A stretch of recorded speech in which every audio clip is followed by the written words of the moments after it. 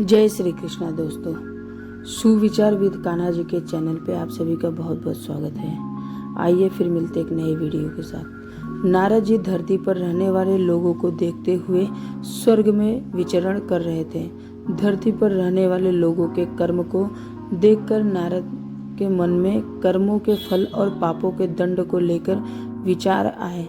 अपने यह विचार लेकर वह ब्रह्मा जी के पास जाते हैं और ब्रह्मा जी से पूछते हैं, हे ब्रह्मा जी, यदि बुरे कर्म करने वाला इंसान अच्छे कर्म करने लग जाए तो क्या वह अपने पापों से मुक्त हो सकता है?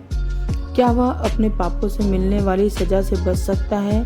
तब ब्रह्मा जी ने इन सवालों का जवाब देते हुए कहते हैं कि हाँ भी और नहीं भी।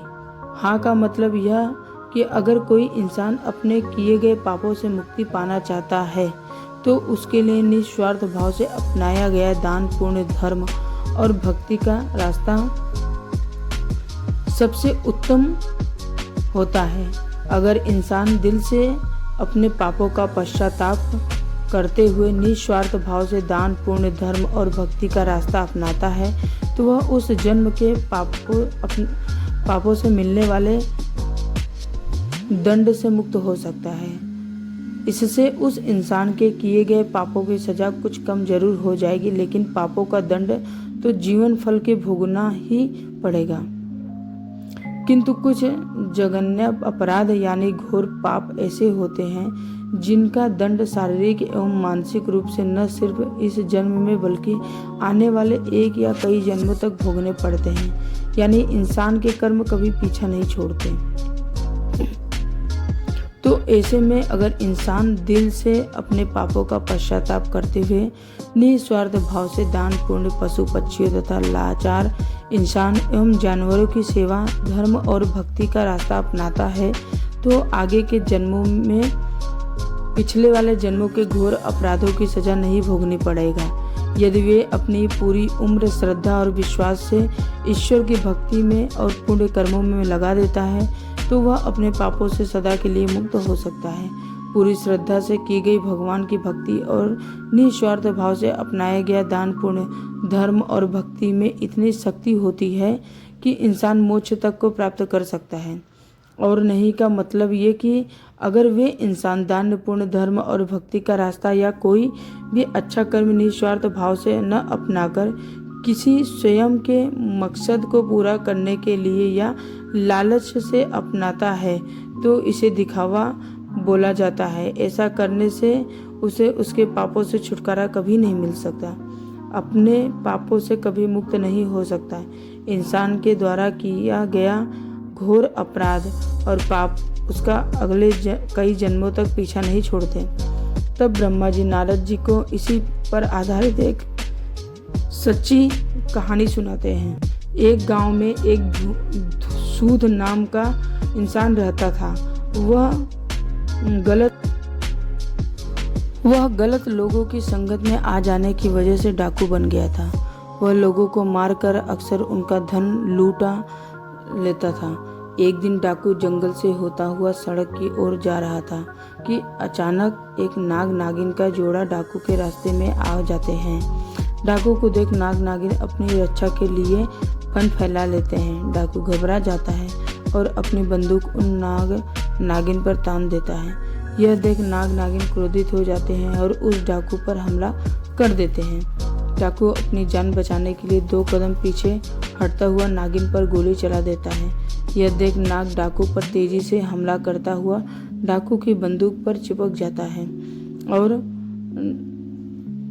बंदूक को कहीं दूर फेंक देता है और वहां से भाग निकलता है। भागते भागते डाकू सड़क पर पहुंच जाता है। वहीं दूसरी तरफ उसी रास्ते में से एक औरत और उसके साथ उसका एक 11 साल का बेटा भी था। वो दोनों घर की तरफ जा रहे थे। अचानक डाकू भी वहीं आ जाता है। डाकू देख माँ बेटे घबरा जाते हैं। डाकू औरत के करीब जाता है और बलपूर्वक उस औरत से सूखे गले में टंगा सोने का हार खींच लेता है। अब औरत अपने और अपने बच्चे की जान की रक्षा के लिए उस डाकू से दया की भीख मांगती है, लेकिन डाकू इतना क्रूर स्वभाव का था कि वह अक्सर जिस किसी को भी लूटता वह उसे मार डालता। इसलिए डाकू पर उस औरत की बातों का कोई असर नहीं होता और वह उस औरत को तेज धार चाकू मारकर बुरी तरह से घायल कर देता है। यह देख बच्चा क्रोध से तिलमिला उठता और पत्थर उठाकर जोर से डाकू के सर पर दे मारता है। डाकू के सर से खून निकलने लगता है। डाकू उस बच्चे को भी चाकू से मार देता है और वहां से भाग जाता है। चीख चिल्लाहट को सुन आसपास के गांव के लोग वहां पहुंचते हैं और वो उस महिला और बच्चे को तुरंत हकीम के पास ले जाते हैं। माँ और बेटा दोनों बच जाते हैं। उधर डाकू भागता हुआ फिर से जंगल की तरफ चला जाता है। बहुत थक जाने की वजह से डाकू वहीं आराम करने लगता है। दूसरी तरफ नाग डाकू का पीछा करते हुए वही डाकू के पास पहुंच जाते हैं। डाकू सो चुका होता है और इधर नाग अपनी नागिन की मौत का बदला लेते हुए डाकू के पैर को डस लेता है। डाकू दर्द से छटपटाता हुआ वहीं मर जाता है। यह सारी घटना यमपुरी में बैठे हुए चित्रगुप्त और यमराज जी देख रहे थे। डाकू के मरते ही यम के दूत यमलोक से धरती पर डाकू की आत्मा को लेने आते हैं। वह डाकू की आत्मा यमलोक ले जाते हैं। यमलोक के चित्रगुप्त जी अपनी किताब में डाकू के द्वारा किए गए सभी कर्मों और पापों का लेखा जोखा देखते हुए उसे उसके पापों की सजा सुनाते हैं। डाकू की आत्मा को बहुत सारी यातनाएं दी जाती है। इसके बाद चित्रगुप्त जी डाकू की आत्मा को बोलते हैं कि जिस 11 साल के बच्चे को तुमने चाकू से मारा था उस पाप की सजा भोगने के लिए तुम्हारा फिर से धरती पर जन्म होगा और एक पंडित के घर होगा जहाँ तुम सिर्फ 11 साल तक ही जीवित रहोगे। दूसरी तरफ एक गांव में एक पंडित रहता था जिसकी पत्नी को 10 साल से कोई भी औलाद नहीं हुई थी। पंडित भगवान भोलेनाथ का बहुत बड़ा भक्त था। वह रोज भोले बाबा की पूरी श्रद्धा के विश्वास की पूजा अर्चना किया करता था। इसके अलावा वह गरीबों और साधु संतों को भोजन भी करवाता था। एक दिन भगवान शंकर पंडित की सच्ची भक्ति और पुण्य कर्मों से प्रसन्न होकर पंडित को दर्शन देते हुए पंडित भगवान शंकर के दर्शन पाकर बहुत प्रसन्न होता है। भगवान शंकर बोलते हैं तुम्हारी सच्ची भक्ति से बहुत प्रसन्न होते हुए क्या वरदान दूं तुम्हें। पंडित एक पुत्र की मांग करता है। भगवान शंकर तो अंतर्यामी थे, वो भूत भविष्य से ही जानते थे कि पंडित क्या वरदान मांगेगा, इसलिए उन्होंने पंडित को पुत्र देने का वरदान देने से पहले ही यह बता देते हैं कि यह पुत्र सिर्फ 11 वर्ष ही जिएगा, उसके बाद ही वो मर जाएगा।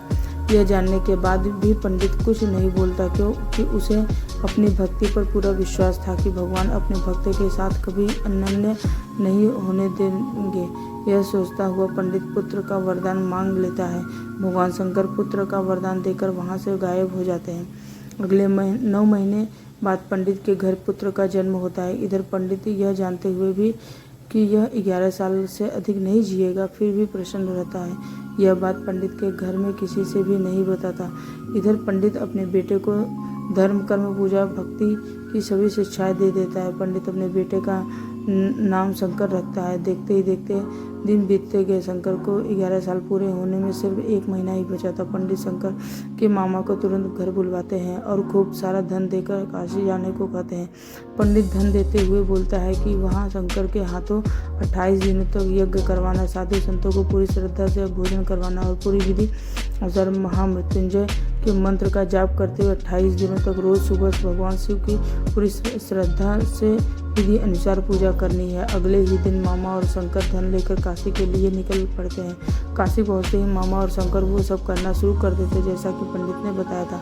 ठीक 28वें दिन शंकर की हालत अचानक खराब हो जाती। शंकर के मामा शंकर को आराम करने के लिए अंदर भेज देते हैं। शंकर के मामा जब साधुओं को भोजन करवा के शाम को शंकर के पास वापस लौटते तो शंकर मर चुका था। यह देखकर शंकर के मामा जोर जोर से रोने लगते। इतने में यमलोक से के दूत शंकर की आत्मा को लेकर यमलोक पहुंचते हैं। यमलोक में चित्रगुप्त जैसे ही शंकर के पाप पुण्य के लेखे की किताब खोलते हैं तो चकित रह जाते हैं और जोर जोर से बोल उठते हैं, असंभव, अद्भुत। ये 2 शब्द बोलते ही चित्रगुप्त कुछ देर तक तो यूं ही मौन खड़े रहते हैं। फिर कुछ देर बाद चित्रगुप्त ऊंचे स्वर में यमदूतों को आदेश देते हैं कि तुरंत अभी के अभी शंकर की आत्मा को शंकर के शरीर में डालकर आओ। यमदूत शंकर को उसके शरीर में पुनः डाल देते हैं। और शंकर फिर से जी उठता है। अचानक यह चमत्कार देख के शंकर के शरीर में हलचल हो रही है। शंकर के मामा की खुशी का ठिकाना नहीं रहता। वहाँ यमलोक में इस बात को लेकर यमराज चित्रगुप्त से सवाल करते हैं कि यह कैसे हुआ। तब चित्रगुप्त जी बताते हैं कि जब मैंने किताब खोली तो उसमें शंकर के द्वारा किए गए पुण्य कर्मों, भगवान शिव की आराधना और हवन जैसे शुभ और भक्ति की शक्ति से शंकर की कुंडली में जो उसके पिछले जन्म के पापों की वजह से मृत्यु